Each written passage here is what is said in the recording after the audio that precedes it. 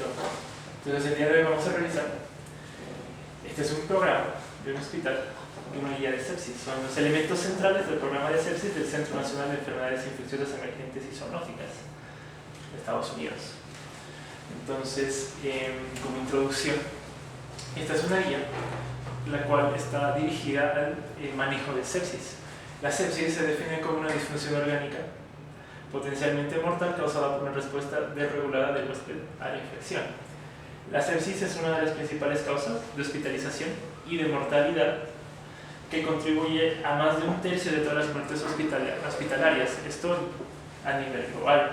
Los pacientes que sobreviven a una hospitalización por sepsis corren un mayor riesgo de sufrir consecuencias negativas para su salud, como la aparición de nuevas enfermedades, incapacidad para reincorporarse al trabajo, reingreso en el hospital y la muerte. Entonces, como podemos ver, es una patología que conlleva mucho riesgo posterior. Entonces, ¿cuáles son los retos de la atención en sepsis? Se identifican 5 factores críticos para mejorar la aplicación de estas prácticas, las cuales recomiendan: 1, que el personal sanitario sepa qué hacer y el por qué. 2, que el personal sanitario entienda los riesgos y los beneficios de los tratamientos que se dan.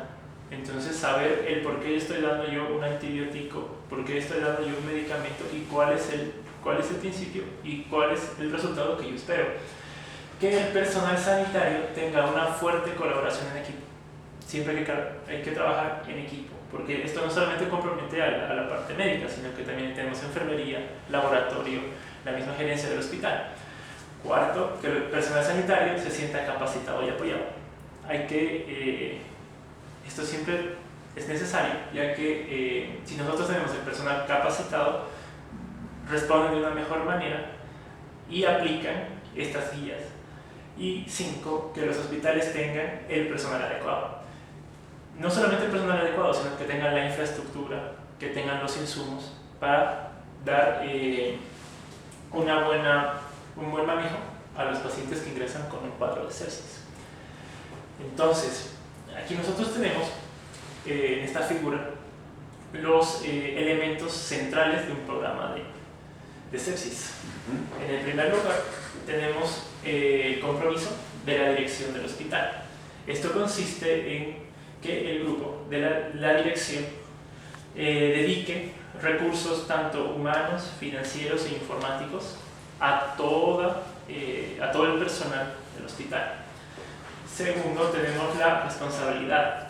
Esto consiste en designar a líderes o colíderes que sean responsables de los objetivos y resultados del programa. Tercero, una experiencia multiprofesional, que es involucrar a distintos profesionales en distintas áreas del hospital y volverlos en un grupo que trabaje de manera unida. Cuarto, la acción, que es implantar estructuras y procesos para mejorar la identificación, el tratamiento y la recuperación de la sepsis. Un quinto punto, seguimiento, que es medir mediante utilizando la epidemiología para gestionar y observar los resultados y el impacto que tiene sobre los distintos objetivos del programa. Un sexto es los informes, que es proporcionar información sobre el tratamiento de la sepsis a todo aquel que está involucrado en este proceso.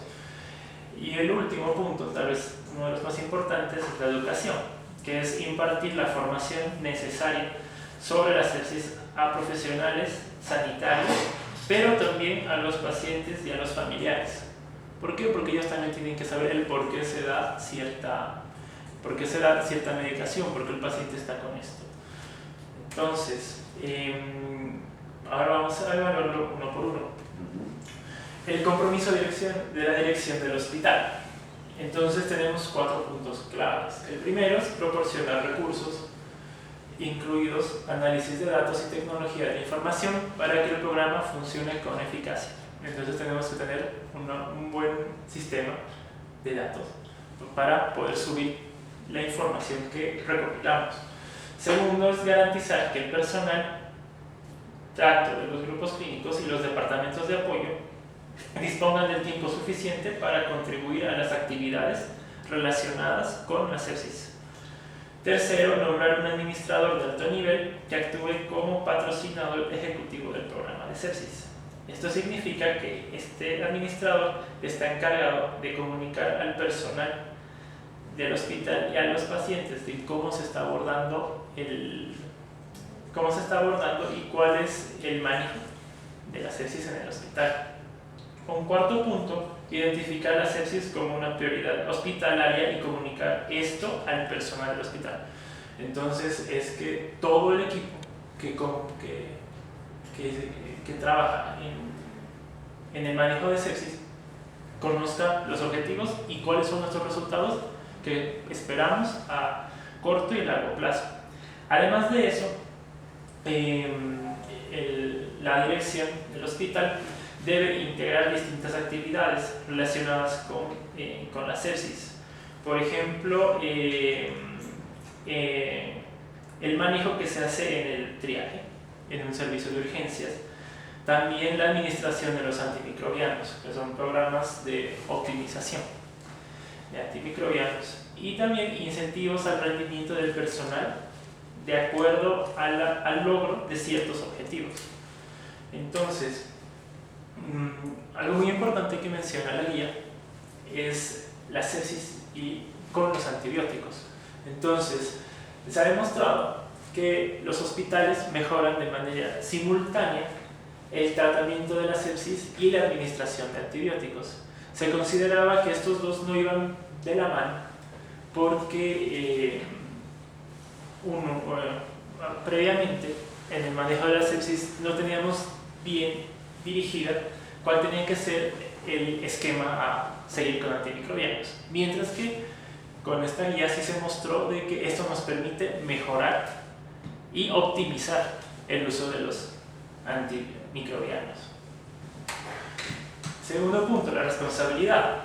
Los programas hospitalarios de sepsis deben tener un líder o dos co-líderes que sean responsables de la gestión del programa y de los resultados dentro del hospital. Se recomienda que estos responsables sean un médico y un enfermero. Tercer punto, que para tener éxito es esencial contar con actitudes eficaces de liderazgo, gestión y comunicación. Entonces, una persona que tenga esas características para dirigir de manera correcta este programa.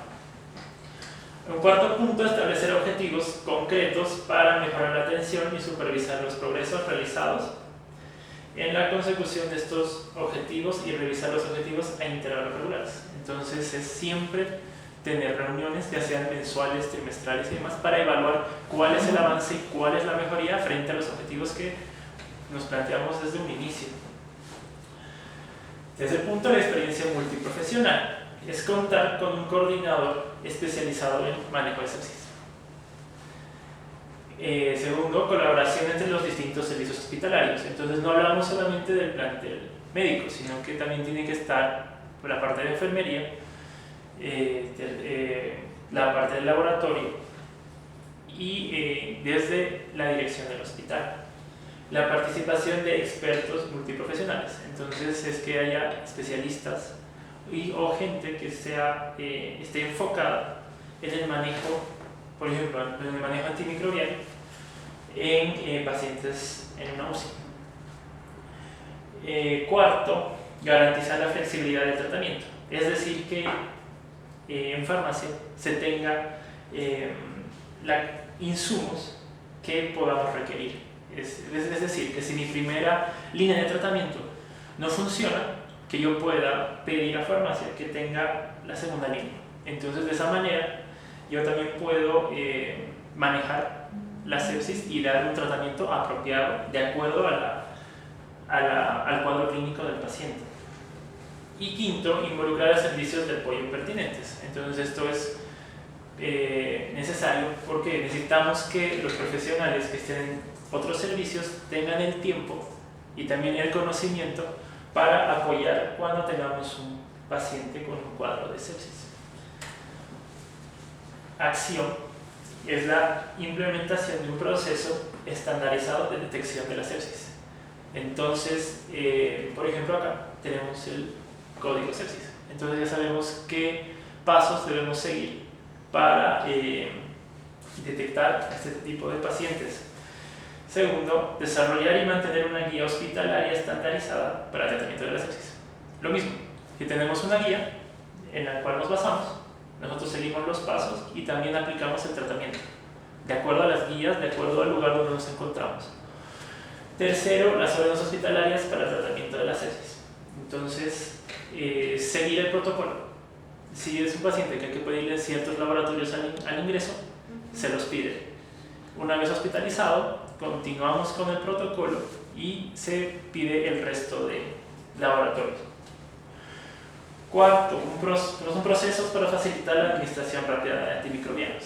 Es decir, que yo tenga a la mano la posibilidad de pedir ciertos medicamentos y que yo se los pueda administrar. Entonces, de esta manera se ha demostrado de que si se da un tratamiento dentro de las primeras 72 horas, la tasa de mortalidad de estos pacientes disminuye un montón. Y quinto, procesos de apoyo a las transferencias hospitalarias eficaces en pacientes con sepsis. Es decir, que si podamos remitir al paciente a otros centros. Entonces, aquí también podemos ver que el manejo y necesitamos también que exista una buena relación con otros centros hospitalarios. Aquí tenemos ejemplos de epidemiológicos que nos permiten hacer seguimiento a distintas mediciones. Por ejemplo, aquí tenemos como prioritarios 4, que son epidemiología que es dirigida a la sepsis. Entonces aquí, por ejemplo, sepsis en la comunidad. Entonces nosotros tenemos numerador y denominador. Entonces en el numerador colocamos a todos aquellos pacientes que cumplen criterios de sepsis en las primeras 48 horas al ingreso en un departamento de emergencias. Entonces esto sobre el denominador, que son todos los hospitalizados que no fueron admitidos por una revisión. Entonces esto es un medidor prioritario en cuanto a epidemiología para sepsis. Otro importante es la sepsis sin shock. Entonces, en este caso, vemos el numerador, que están todos aquellos hospitalizados que cumplen los criterios para sepsis, pero que no tienen los criterios de un shock séptico. Y esto sobre el denominador, que son todos los hospitalizados.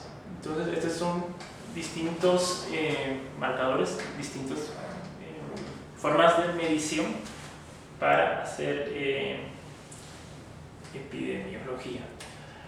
Este es un segundo punto, el cual de la misma manera tenemos distintos objetivos que cumplir para la sepsis y que son prioritarios. Por ejemplo, la mortalidad. Entonces, el numerador corresponde a todos aquellos hospitalizados que cumplen los criterios de sepsis y que fallecen intrahospitalariamente, sobre todos aquellos hospitalizados que cumplieron los criterios de sepsis. Los reportes, tenemos 5 puntos que hay que tomar en cuenta. Uno, que sean datos a nivel de la unidad. Entonces, todos los datos que nosotros obtenemos tenemos que registrarlos. ¿Por qué los registramos? Es para que posteriormente podamos compararlos. Los podemos comparar entre distintos servicios, o podemos compararlos con otros centros hospitalarios. Entonces, esto nos permite comparar distintos medidores, tales como la mortalidad, la incidencia, prevalencia y demás medidores. A su vez, esto nos permite tener tendencias a lo largo del tiempo. Eso significa que podemos estimar cuál es la cantidad de ingresos que vamos a tener por sepsis en un determinado tiempo. Cuarto, la información específica para cada médico. Eso quiere decir que cada médico recibe una retroalimentación de acuerdo al porcentaje, por decir, de personas que uno recibe en una institución. Entonces esto es muy importante por la parte de retroalimentación. Y un quinto punto, un tablero de sepsis activo. Eso quiere decir que toda la información que nosotros recopilamos a lo largo de un periodo de tiempo lo tenemos como parte de la guía institucional. Entonces esto nos permite mejorar justamente estos protocolos. Y como último punto, la educación. La educación incluye la formación y educación específica sobre la sepsis en el proceso de contratación o incorporación de personal sanitario y personal en formación. Entonces, la educación no solamente debe estar dirigida al personal que se contrata, sino también a estudiantes que pueden ingresar al centro hospitalario. Segundo punto, impartir formación anual sobre la septicemia al personal clínico. Esto quiere decir hacer cursos, hacer congresos que permitan al personal estar actualizado. Tercero, proporcionar formación escrita y verbal sobre la sepsis a pacientes familiares o cuidadores. Esto es importante porque, como mencioné al inicio, también los pacientes, los familiares, merecen y deben estar informados del cuadro que tienen y cuál es el manejo que se le está dando y cuál es la evolución. Entonces es importante también ampliar esta educación hacia los pacientes y sus familiares. Y cuarto, organizar conferencias en el hospital, por ejemplo, grandes rondas o una reunión anual centrada en la sepsis. Esto justamente, como lo dije previo, para tener el conocimiento actualizado. Y de esta manera también mejoramos el actuar de cada uno de los involucrados en protocolos de sepsis. Eso es todo.